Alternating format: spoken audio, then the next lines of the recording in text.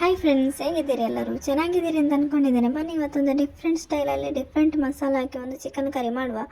ಅದ್ಭುತವಾಗಿ ಬಂದಿರುವಂಥ ಒಂದು ಚಿಕನ್ ಕರಿ ಡಿಫ್ರೆಂಟ್ ಮಸಾಲ ಹಾಕಿ ಮಾಡಿರುವಂಥದ್ದು. ಬನ್ನಿ, ಇದನ್ನು ಮಾಡೋದು ಹೇಗೆ ಅಂತ ನೋಡೋಣ. ಬನ್ನಿ.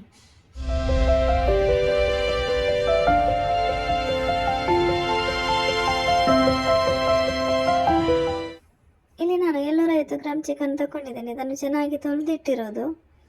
ಈಗ ಇದಕ್ಕೆ ನಾನು 1 ಟೇಬಲ್ ಸ್ಪೂನ್ ಖಾರದ ಹುಡಿ ಹಾಕ್ತಾ ಇರೋದು, 1 ಟೇಬಲ್ ಸ್ಪೂನ್ ಚಿಕನ್ ಮಸಾಲ ಹಾಕ್ತಾ ಇರೋದು, 1 ಟೇಬಲ್ ಸ್ಪೂನು ಧನಿಯಾ ಪೌಡರ್ ಹಾಕ್ತಾ ಇರೋದು, 1 ಟೇಬಲ್ ಸ್ಪೂನ್ ಗರಂ ಮಸಾಲ ಹಾಕ್ತಾ ಇರೋದು, 1 ಟೇಬಲ್ ಸ್ಪೂನ್ ಜೀರಾ ಪೌಡರ್ ಇದು, 1 ಟೇಬಲ್ ಸ್ಪೂನ್ ಬಡಿಸೊಪ್ಪು ಪೌಡರ್ ಇದು 1/4 ಟೀ ಸ್ಪೂನ್ ಅರಿಶಿನ ಹುಡಿ, ರುಚಿಗೆ ಬೇಕಾದಷ್ಟು ಉಪ್ಪು, 1 ಲಿಂಬೆಹಣ್ಣಿನ ರಸ ಕೂಡ ಹಾಕ್ತಾ ಇದ್ದೇನೆ.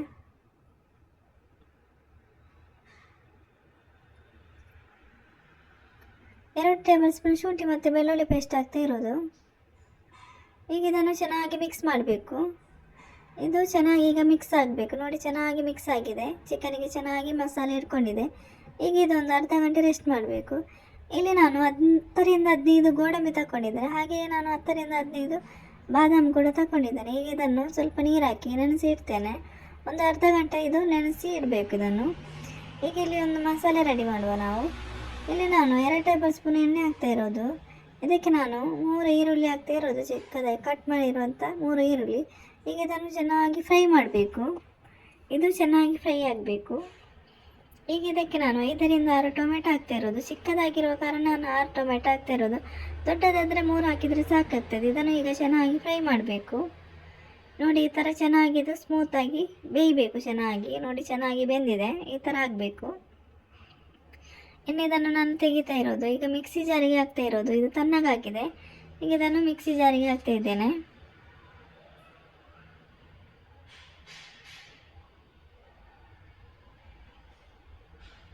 ಇನ್ನು ಇದಕ್ಕೆ ನಾವು ನೆನೆಸಿರುವಂಥ ಗೋಡಂಬಿ ಮತ್ತು ಬಾದಾಮಿ ಹಾಕಬೇಕು. ಇನ್ನು ಇದನ್ನು ರುಬ್ಬಿ ತರ್ತೇನೆ ನಾನು. ಚೆನ್ನಾಗಿ ರುಬ್ಬಿ ತಂದಿದ್ದೇನೆ. ನೋಡಿ, ಈ ಥರ ರುಬ್ಬಿ ತರಬೇಕು. ಇನ್ನು ಇಲ್ಲಿ ಬಾಣಲೆ ಬಿಸಿ ಆಗಲಿಕ್ಕೆ ಇಟ್ಟಿದ್ದೇನೆ. ಈಗ ನಾನು ಇದಕ್ಕೆ 1 ಟೇಬಲ್ ಸ್ಪೂನ್ ಎಣ್ಣೆ ಹಾಕ್ತೇನೆ. ಇದಕ್ಕೆ ನಾನು 1 ಚಕ್ಕೆ, ಸ್ಟಾರ್, ಮೊಗ್ಗು, ಲವಂಗ, ಏಲಕ್ಕಿ ಮತ್ತು ಬೇ ಲೀಫ್ ಹಾಕ್ತಾ ಇರೋದು. ಈಗ ಇದನ್ನು ಚೆನ್ನಾಗಿ ಫ್ರೈ ಮಾಡಬೇಕು. ಇದು ಫ್ರೈ ಆದ ಮೇಲೆ ನಾವು ಈಗ ಮ್ಯಾರಿನೇಟ್ ಮಾಡಿರುವಂಥ ಚಿಕನ್ ಪೀಸ್ ಹಾಕಬೇಕು. ಈಗ ನಾವು ಮ್ಯಾರಿನೇಟ್ ಮಾಡಿರುವಂತಹ ಚಿಕನ್ ಪೀಸ್ ಇದನ್ನು ಹಾಕಿ ಇದಕ್ಕೆ ನಾನು ಸ್ವಲ್ಪ ನೀರು ಹಾಕ್ತಾ ಇರೋದು. 1 ಗ್ಲಾಸಷ್ಟು ನೀರು ಹಾಕಿ ಈಗ ಚೆನ್ನಾಗಿ ಇದನ್ನು ಮಿಕ್ಸ್ ಮಾಡಬೇಕು. ಇದು ಚೆನ್ನಾಗಿ ಮಿಕ್ಸ್ ಆಗಬೇಕು. ಹಾಗೆ ನನ್ನ ವೀಡಿಯೋಸ್ ನಿಮಗೆ ಇಷ್ಟ ಆಗೋದಾದರೆ ಒಂದು ಲೈಕ್ ಮತ್ತು ಸಬ್ಸ್ಕ್ರೈಬ್ ಮಾಡೋದನ್ನು ಮರಿಬೇಡಿ. ಹಾಗೆ ಪಕ್ಕದಲ್ಲಿರುವ ಬೆಲ್ ಐಕಾನ್ ಪ್ರೆಸ್ ಮಾಡಿ, ನಿಮಗೆ ನೋಟಿಫಿಕೇಷನ್ ಬರ್ತದೆ. ಹಾಗೆ ನಿಮ್ಮ ಫ್ರೆಂಡ್ಸ್ ಫ್ಯಾಮಿಲಿ ಜೊತೆ ಶೇರ್ ಮಾಡಿ, ಸಪೋರ್ಟ್ ಮಾಡಿ. ಚೆನ್ನಾಗಿ ಈಗ ಮಿಕ್ಸ್ ಆಗಬೇಕಿದು. ಮಸಾಲೆ ಎಲ್ಲ ಚೆನ್ನಾಗಿ ಚಿಕನಿಗೆ ಹಿಡಿಯುವ ಹಾಗೆ ಚೆನ್ನಾಗಿ ಮಿಕ್ಸ್ ಮಾಡಬೇಕು. ನೋಡಿ, ಈ ಥರ ಮಿಕ್ಸ್ ಮಾಡಿ ಆಯಿತು.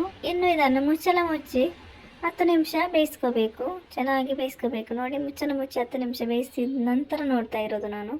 ಈಗ ಇದನ್ನು ಚೆನ್ನಾಗಿ ಮಿಕ್ಸ್ ಮಾಡಬೇಕು. ನೋಡಿ, ಈ ಥರ ಚೆನ್ನಾಗಿ ಮಿಕ್ಸ್ ಆಗಬೇಕು. ಒಮ್ಮೆ ತುಂಬ ಅದ್ಭುತವಾಗಿ ಬಂದಿದೆ.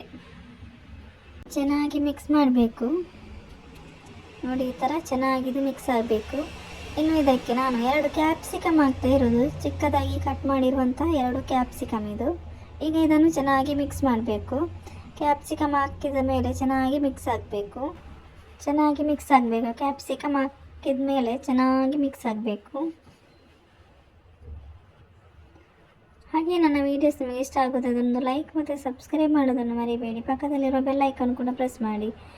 ಈಗ ನಾನು ಇದನ್ನು ಮುಚ್ಚಳ ಮುಚ್ಚಿ ಒಂದು 5 ನಿಮಿಷ ಬೇಯಿಸ್ಕೋಬೇಕು. ನೋಡಿ, ಚೆನ್ನಾಗಿ ಬೆಂದಿದೆ. ಇದು 5 ನಿಮಿಷ ಆಗಿದೆ. ಈಗ ಇನ್ನೊಮ್ಮೆ ಮಿಕ್ಸ್ ಮಾಡಬೇಕು. ಚೆನ್ನಾಗಿ ಮಿಕ್ಸ್ ಮಾಡಬೇಕು. ತುಂಬ ಅದ್ಭುತವಾಗಿ ಬಂದಿರುವಂಥದ್ದು ಒಂದು ರೆಸಿಪಿ. ಈಗ ಇನ್ನು ಮಿಕ್ಸ್ ಮಾಡಬೇಕು. ಚೆನ್ನಾಗಿದು ಮಿಕ್ಸ್ ಆಗಬೇಕು. ಅದ್ಭುತವಾಗಿ ಬಂದಿದೆ.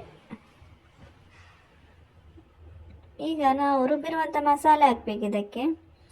ಈಗ ನಾವು ರುಬ್ಬಿರುವಂತಹ ಮಸಾಲೆ ಇದು. ಈಗ ಇದಕ್ಕೆ ಮಿಕ್ಸಿ ಜಾರಿಗೆ 1 ಗ್ಲಾಸ್ ನೀರು ಹಾಕಿ ನಾನು ಹಾಕ್ತಾ ಇರೋದು. ಈಗ ಇದನ್ನು ಚೆನ್ನಾಗಿ ಮಿಕ್ಸ್ ಮಾಡಬೇಕು. ಚೆನ್ನಾಗಿ ಮಿಕ್ಸ್ ಆಗಬೇಕಿದು. ನಾವು ಮಸಾಲೆ ಹಾಕಿದ ಮೇಲೆ ಚೆನ್ನಾಗಿ ಮಿಕ್ಸ್ ಮಾಡಬೇಕು. ತುಂಬ ಅದ್ಭುತವಾಗಿ ಬಂದಿದೆ. ಚೆನ್ನಾಗಿ ಮಿಕ್ಸ್ ಮಾಡಬೇಕು.